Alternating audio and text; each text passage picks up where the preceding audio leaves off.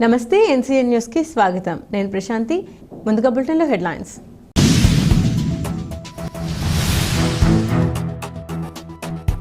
మంచి ప్రభుత్వాన్ని, మంచి ముఖ్యమంత్రిని ఎన్నుకున్నాం. తాడేపల్లిగూడెం ఎమ్మెల్యే బొలిశెట్టి శ్రీనివాస్. 100 రోజుల ఎన్డీఏ ప్రభుత్వ పాలనలో జరుగుతున్న అభివృద్ధిని చూస్తే మంచి ప్రభుత్వాన్ని ఎన్నుకున్నామనే భావన అందరిలో కలుగుతుందని తాడేపల్లిగూడెం ఎమ్మెల్యే బొలిశెట్టి శ్రీనివాస్ అన్నారు. తాడేపల్లిగూడెంలోని స్థానిక వికర్స్ కాలనీ నాన్న కళ్యాణ మండపంలో మహిళా శిశు సంక్షేమ శాఖ ఆధ్వర్యంలో జరిగిన సామూహిక శ్రీమంతం, పౌష్టికాహార పంపిణీ, మిషన్ వాత్సల్య పథకం ద్వారా లబ్ధిదారులకు అందించే కార్యక్రమంలో ఆయన ముఖ్య అతిథిగా పాల్గొని ప్రసంగించారు. గత ప్రభుత్వ అనాలోచిత నిర్ణయాల వల్ల కూటమి ప్రభుత్వం ఏర్పడేనాటికి ఖాళీ ఖజానాతో పాలన మొదలు పెట్టాల్సిన పరిస్థితి ఏర్పడిందన్నారు.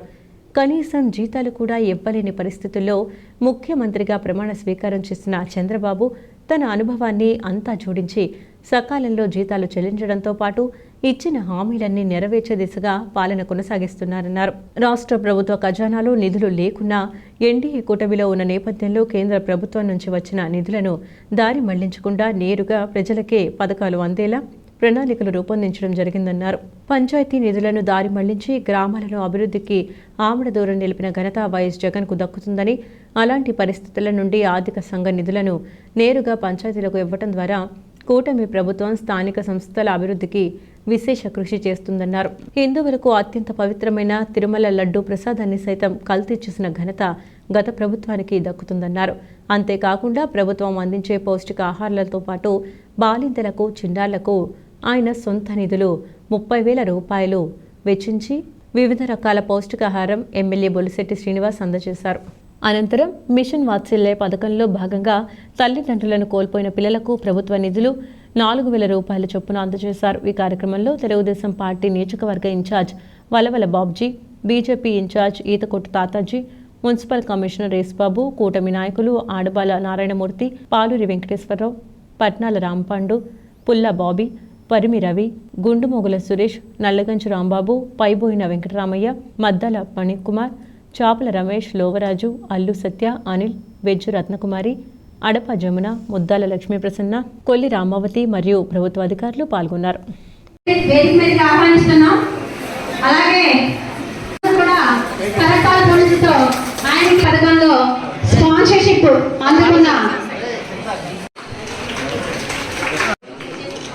నెక్స్ట్ బట్టలని గురుచరణ్. ఒక నిమిషం రైట్. మీ అందరికీ కూడా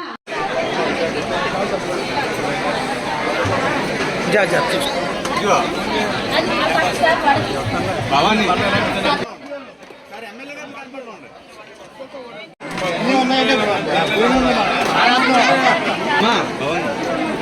గారు, భవానీ గారు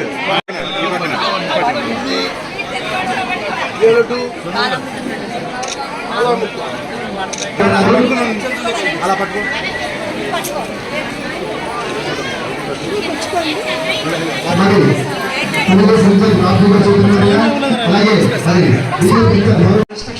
అందరూ కంప్లీట్ చేసుకుని మిగతా వాళ్ళకి సైట్స్ ప్రొక్యూర్ చేసుకుంటాం, తెలియజేసుకుంటాం సార్. ముఖ్యంగా ఏంటంటే మన కేజీ పప్పు, 1/2 కేజీ నూనె, న్యూట్రిషన్ కిట్, అదేవిధంగా 25 గుడ్లు, ప్రతిరోజు గుడ్డు. అదేవిధంగా పిల్లలకి ధన్యవాదాలు సార్, నమస్కారం.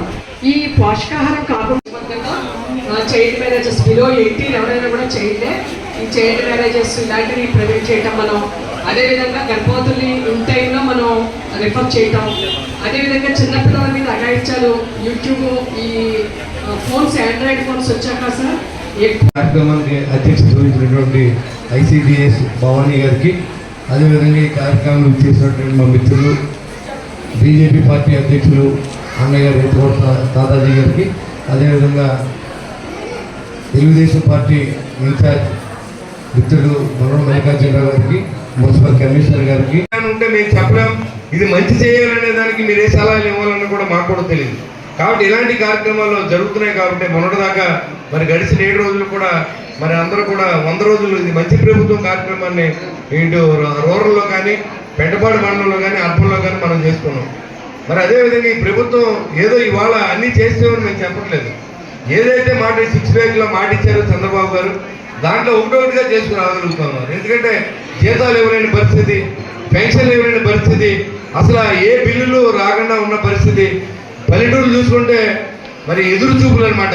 ఎప్పుడైనా మా గ్రామం బాగుపడతా, నేను సర్పంచ్గా నన్ను గెలిపించారు, నేను ఏమి చేయలేకపోతున్నాను మనోవేదన చెందినటువంటి రాజకీయ నాయకులు మనం చూసాం. ఇవాళ మీరు గడిచిన 5 సంవత్సరాల్లో మీకు ఒక రోడ్ లేదు, ఒక డ్రైన్ లేదు, నిత్యావసరంగా వాళ్ళకి అవసరమైనటువంటి మౌలిక సదుపాయాలు మీరు ఎప్పుడు కూడా కల్పించలేకపోయారు. ఈరోజు మీరు ఈ ఉమ్మడి డబుల్ ఇంజిన్ సర్కారుని మీరు ఎన్నుకున్నారు. మోడీ గారి సహకారం ఏదైనా ఉందంటే ఇవాళ ఈ 4,000 ఇవ్వగలుగుతున్నామంటే మన రాష్ట్ర ఆర్థిక పరిస్థితి బాగుపోయినప్పుడు కూడా మరి ఇది మన ఎన్డీఏ కూటమిలో ఉన్న రాష్ట్రంగా గుర్తించి మోడీ గారు ఆంధ్ర రాష్ట్రాన్ని కూడా ఎంపిక చేయడం జరిగింది. ఈ ప్రాంతాల్లో కూడా ఆర్ఫన్స్ ఎక్కువ ఉన్నారు, వాళ్ళందరికీ కూడా మనం ఆదుకోవాలని చెప్పి ఇది బడ్జెట్ మిగిలిపోతుంది కదా, డబ్బులు ఇవ్వకపోతే లోన్ పెట్టుకోలేదు జగన్మోహన్ రెడ్డి లాగా. కేంద్ర ప్రభుత్వం నుంచి వచ్చిన ప్రతి రూపాయిని ప్రజలకు చెల్లిస్తున్న ప్రభుత్వం ఇది. ఇవాళ 15th ఫైనాన్స్ వచ్చింది, మరి డైరెక్ట్గా పంచాయతీ సర్పంచ్ ఖాతాల్లోకి ఎండిఓ ఖాతాల్లోకి వచ్చింది. ఆ డబ్బుతో మనం అభివృద్ధి చేసిన అవకాశం కల్పించినందుకు ఈ సభ ద్వారా మరి పవన్ కళ్యాణ్ గారికి శిరస్సు నమస్కారం తెలియజేస్తాను. ఎందుకంటే మొన్నటిదాకా జ్ఞానం లేని మంత్రులు, జ్ఞానం లేని ముఖ్యమంత్రిని మనం చూసాం. అయ్యో పల్లెటూర్లు ఎలా బాగుపడతాయి, ఒక రోడ్ లేదు, మంచినీళ్ళు ఇవ్వలేకపోతూ ఉన్నారు, డ్రైన్లు కట్టలేకపోతూ ఉన్నారు, నెగ్గిన సర్పంచ్ విధులు లేవు, చేయాలంటే నిధులు లేవు, మీరు ఉద్యోగులతో సంఖ్య పెంచుకుంటూ వెళ్ళిపోయారు, ఆర్థిక భారాన్ని పెంచుకుంటూ వెళ్ళిపోయారు. మరి రాష్ట్రం ఏ రకంగా ముందుకు పోతా ఉంది, ఏ రకంగా జీతాలు ఇవ్వాలి, చేసి పనేంటి, దీనికి నిధులయ్యి అనే ఆలోచన లేకుండా పనికిమాల సలహాదారులు పెట్టుకొని మొత్తం రాష్ట్రాన్ని లూటీ చేసి దాదాపు కోట్లాది రూపాయలని మన జీతాల కింద ఇచ్చే సందర్భం. ఇవాళ ఒక సలహాదారుడి జీతం దాదాపుగా 5 లక్షల రూపాయలు, ఒక బంగ్లా, ఒక కారు, ఒక గన్మ్యాన్. ఎంత అవుతుందండి ఒక సలహాదారుడికి? వాళ్ళకి ఇచ్చి డబ్బులు పెడితే ఒక ప్రాంతం తప్పించింది. దాన్ని మానేసి 60 మంది సలహాదారులు, 18 కోట్ల రూపాయల జీతాలు. ఎవరి బాబు సొమ్మని మీరు దానదత్తం చేశారో చెప్పాల్సిన అవసరం ఉంది. ఇంకా సిగ్గు లేకుండా నువ్వు మళ్ళీ బయటకు వచ్చి మాట్లాడుతున్నాడు, ముఖ్యమంత్రిని తిడుతూ ఉన్నాడు. తిరుమలకు డిక్లరేషన్ చేసి ఏ గుళ్ళు అయినా సరే హిందూ దేవాలయాల్లోకి ఇతర మతస్థులు వెళ్ళినప్పుడు డిక్లరేషన్ ఇవ్వాలి. మీరు అదే అన్నారు, మీరు పవిత్రమైనటువంటి మరి ముస్లింస్ వెళ్ళేటువంటి మక్కాకి కనుక మనం వెళ్తే రాళ్ళతో కొట్టి చంపేస్తారు. బయట మతస్థుల్ని మిమ్మల్ని ఆ ప్రాంతంలో తిరగనివ్వరు, ఒక ముస్లింస్ మాత్రం అర్హత ఉండదు. మరి అలాంటిది హిందువులకి ఏమైందని కూడా ఆలోచన చేయకుండా మీరు డిక్లరేషన్ అడిగితే ఇక్కడికి వచ్చి క్రిస్టియన్ అంటాం, అక్కడికి వచ్చేమో మళ్ళీ మేమేమో హిందువులు అంటాం. మరి ఇలాంటి మనుషులు మనం ఎక్కడ చూసుండవు. నువ్వు నెయ్యిలో ఇవాళ లడ్డూ తినండి, 5 సంవత్సరాల కింద లడ్డూ తినండి, మరి ఆ లడ్డూల పరిస్థితి ఎలా ఉందో మీకే అర్థమవుతుంది. మరి ఇలాంటి పరిపాలన చేసి 5 సంవత్సరాలు ఈ రాష్ట్రాన్ని అంధకారంలోకి వెళ్ళినటువంటి ఆ ముఖ్యమంత్రిని మన ఇంటికి పంపించుకున్నాం. ఇవాళ మంచి ముఖ్యమంత్రిని, మంచి ప్రభుత్వాన్ని ఎన్నుకున్నాం. మనందరికీ మంచి జరగాలి, మనతో పాటు ప్రభుత్వం బాగుండాలి, ప్రభుత్వానికి నిధులు రావాలి, అన్ని రోడ్లు మనం పునర్నిర్మాణం చేసుకోవాలి. ఏదైతే నిశ్చేజమైనటువంటి పరిపాలన మళ్ళీ గాలిలో పడే విధంగా చంద్రబాబు గారు చేసే ప్రయత్నానికి మీకు సహకారం అందిస్తూ మరొకసారి ఆయన మరి ముఖ్యమంత్రిగా చేసుకుంటే తప్ప ఈ రాష్ట్రం మళ్ళీ బాగుపడే పరిస్థితి అయితే లేదు. ఎందుకంటే ఎక్కడ డబ్బు లేదు. ఇప్పుడు మున్సిపాలిటీలో డబ్బు లేదు, అక్కడ డబ్బు చూపిస్తూ ఉంటుంది. 20 కోట్లు ఉందని మనం టెండర్ పిలుస్తాం, దాంట్లో చూస్తే ₹1 బిల్లు రాదు. కాంట్రాక్టులు చూస్తే అయ్యా మేమేమి చేయలేమండి ఇంకా అన్నారు. అన్ని చోట్ల కూడా కాంట్రాక్టులు లక్షలాది రూపాయలు బిల్లు ఇవ్వాలి, చాలా మంది జీతాలు ఇవ్వాలి, పెండింగ్ శాలరీస్ ఇవ్వలేదు. మరి ఇలాంటి ప్రభుత్వాన్ని మనం పంపించి ఉన్నాం.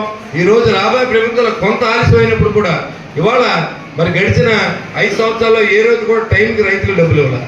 1650 కోట్ల రూపాయలని నువ్వు పెండింగ్ పెట్టి వెళ్తే చంద్రబాబు గారు రాగానే 10 రోజుల్లో మనం డబ్బులు ఇద్దామని చెప్పి ఆ మంత్రిని ఆదేశించి ఒకసారి 1000 కోట్లని, ఒకసారి 650 కోట్లు రిలీజ్ చేసి మనకి ఇచ్చిన ఘనత ఈ ప్రభుత్వం దక్కుతుంది. మరి ఇలాంటివన్నీ కూడా మనం ఒకసారి డిస్కస్ చేసుకున్నప్పుడు, ఇలాంటి సమయంలో మనం మాట్లాడుకున్నప్పుడు ప్రభుత్వం మంచి చేసిందా, చెడ్డ చేసిందా, ఎలాంటి ముఖ్యమంత్రిని ఎన్నుకున్నాం, ఎలాంటి ఎమ్మెల్యేని ఎన్నుకున్నాం, ఎలాంటి రాజకీయాలు ఎన్నుకున్నాం అనేది డిస్కస్ వచ్చినప్పుడే మనలో ఉన్న మంచితనం కానీ, లేదా మనలో ఉన్న లంచగొండితనం కానీ, మనలో ఉన్నటువంటి కూడా కానీ బయటపడే అవకాశం ఉంది.